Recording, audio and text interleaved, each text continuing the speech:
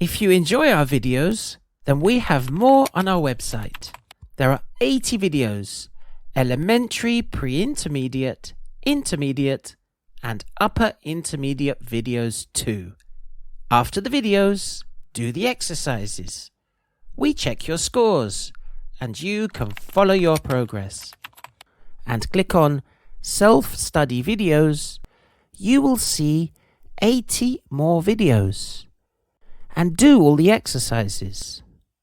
You can answer questions, check spellings, check your listening skills, and even do a crossword.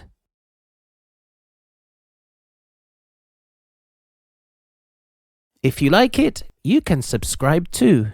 Click the sign up button and join us today. And you can cancel anytime. Learning with videos is the #1 way to study English. Thanks for watching and see you in the next video. Bye for now.